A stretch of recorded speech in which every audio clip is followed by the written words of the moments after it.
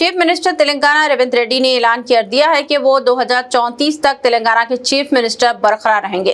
उन्होंने कहा कि वो तहरीर में ये दावा करने को तैयार हैं कि कांग्रेस को रियासत में दोबारा इख्तिदार हासिल होगा। उन्होंने इस यकीन का इजहार भी किया कि कांग्रेस पार्टी को रियासत में 100 नशिस्तों पर कामयाबी हासिल होगी। चीफ मिनिस्टर मीडिया कॉन्क्लेव में हिस्सा ले रहे थे। उन्होंने कहा कि 2034 के बाद वो रियासत के चीफ मिनिस्टर नहीं रहेंगे, वो कौमी सियासत का हिस्सा बन जाएंगे। रेवंत रेड्डी ने कहा कि लोकसभा इंतखाबात में कायदे अपोजिशन राहुल गांधी कांग्रेस पार्टी और इंडिया इत्तेहाद के वज़ारत उज़्मा उम्मीदवार रहेंगे और इन्हें कामयाबी दिलाने के लिए हर मुमकिन जद्दोजहद की जाएगी। इसके साथ साथ चीफ मिनिस्टर ने मरकजी वज़ीर बंडी संजय के फर्जंद के खिलाफ पॉक्सो मुकदमे के ताल्लुक से कहा कि इस पर कानून अपना काम करेगा। ताहम बंडी संजय को चाहिए कि वो अपने फर्जंद को तहकीकात का सामना करने पुलिस में पेश करें।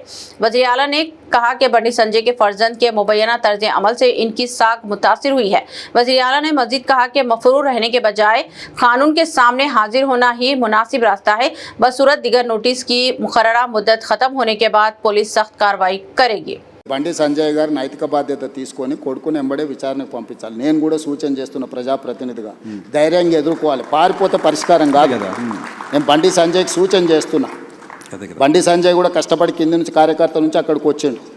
కొడుకు తప్పిదం వల్ల ఆయనకు తలవంపులు వచ్చినాయి. కానీ నిలబడి తప్పైనా ఒప్పైనా నిలబడి జవాబు చెప్పాల్సిన బాధ్యత ప్రజాప్రతినిధిగా బండి సంజయ్ మీద ఉంది. దాని నుంచి ఆ బాధ్యత నుంచి బండి సంజయ్ తప్పించుకోలేడు. నేను ఈ వేదిక మీద నుంచి బండి సంజయ్ గారికి సూచన చేస్తున్నా, తక్షణమే నీ కొడుకుని తీసుకొచ్చి పోలీస్ స్టేషన్లో నువ్వే అప్పచెప్పు. దానివల్ల నీ గౌరవం పెరుగుతుంది సమాజంలో. విచారణను ఎదుర్కోమనుండ్రి. తప్పో ఒప్పో విచారణ అధికారులు తెలుసా, నిజాయితీ కలిగిన అధికారులను వేసిన విచారణ ఎదుర్కొని నిలబడు. అంతే తప్ప పారిపోతే ఆదర్శంగా ఉండాలి. ఇప్పుడు మేము ఇవన్నీ ఏజ్ ఇవన్నీ అసర్టైన్ చేసుకున్న తర్వాత కంప్లీట్గా అగ్రెసివ్గా పోలీస్ బిహేవ్ చేస్తారు. ఇప్పుడు ఇవన్నీ అసర్టైన్ చేసుకొని నోటీసులు ఇచ్చినాం, వాళ్ళకి సమయం ఇచ్చినాం. ఆ నోటీస్ సమయం లోపల వాళ్ళు స్పందిస్తారని ఆశ, స్పందించకపోతే పోలీస్ రకంగా వ్యవహరిస్తుంది.